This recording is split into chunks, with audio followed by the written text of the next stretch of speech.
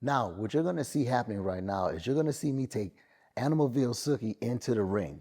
One of the things I want you to remember is as soon as you enter the event and you get yourself settled, take your dog around that show ring, gate that dog, get that dog comfortable with the show ring and getting into the positions. The very next thing you're gonna do is take the time to stack your dog. Remember, that show lead should be high in the dog's neck, high in the neck, holding it up, making that dog look alert and attentive.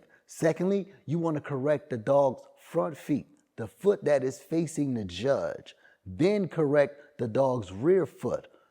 A lot of people take and pick the dog up from the groin area. I'm going to tell you several reasons why you shouldn't do that. One is going to change the way the dog is standing. And some people think it's good, but it's not. You need to take the time to set that dog's rear end and set the hock. Okay, you want to pick that foot up and put it down in the absolute position that you want it in.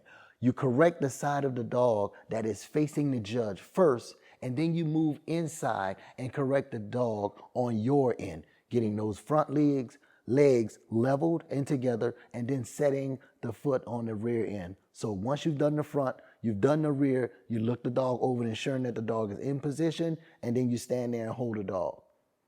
Extra fidgeting and extra touching of your dog does not help you. It tells the dog that you're nervous, and then the dog reacts and fidgets even more. So calm down, hold the dog steady, get the dog in position, and try to relax until it's your turn for the judge to go over your dog and have you take your dog around the show ring. Secondly, you're going to see me enter the ring and come out of the ring with Sookie. And then you're going to see me go into the ring with her daughter, Animalville's Phoenix. A younger dog, a puppy, you're going to see the difference in her training. You're going to see the difference in the time that I've had to train and work with these dogs. You're going to see the different attitude in the ring. So notice this. If you keep working with your dog is going to get better and better and better and more comfortable in the show ring, as well you as the handler.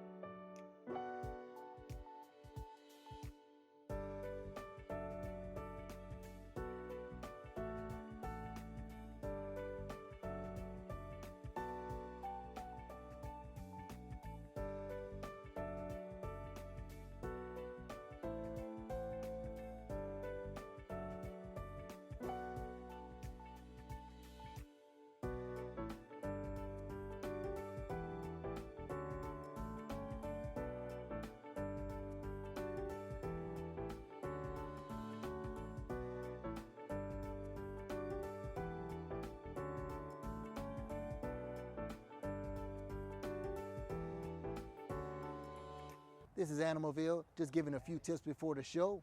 One thing you want to do is get your dog in a good position. All right, now this dog is more experienced. Over here up front, we have Sookie. But if we come to the rear, you have two dogs that are entering the show ring for the first day. They're making their debut today. They are learning and the handlers are learning. You want to take your times and get everyone adjusted and realize the more you do it, the more the dog is going to learn and the more the dog is going to remember. So you may not get the perfect stack on your first try, but it's important to get that dog in the ring and in a standing position so you don't have to choke up on them too much. Let's just get them comfortable.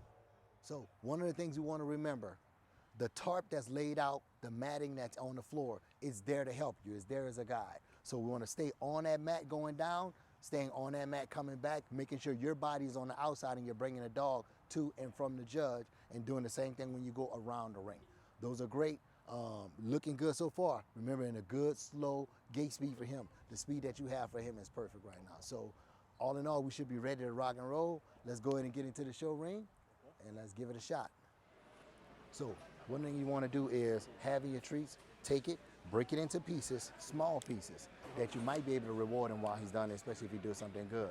So break it into smaller pieces and get those in your pocket. We'll continue to break those. Now, you want to have that in your pocket and you have your hand constantly going in your pocket. Okay. Once he gets that first treat outside the ring, then you get him in the ring. You keep your hand in your pocket and you reach up, and that smell is going to be on your hand. It's going to make him look for it and pick his head up, even if you don't have the treat in your hand. Some judges may tell you, oh, it's okay to use bait. That's called baiting a dog. It's okay to use bait in my ring. Other judges may tell you, no, you can't bait the dog. But if you have it on you, that smell on you, same thing. It's going to get the dog's attention, pick his ears up, make him look more alert and attentive. One of the things that just hurt me in the ring, having a young puppy and having her first time, is shyness. You got the tail tucked. You got the ears down. What you want to do is put that in front of his head to get his head up, get him alert, make him stand confident. You should be all ready. Cool, thank you. All right, no problem, no problem. My name is Miguel Culler with Heavy Pressure Kennels. I came to the show, bought my dog, wasn't sure if I was going to show him. I showed the dog before, bad experience. So I came here to try to find a handler.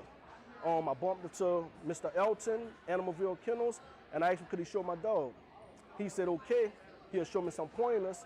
Let me show the dog in the first time and he'll show the dog for the other show. That's all right, cool.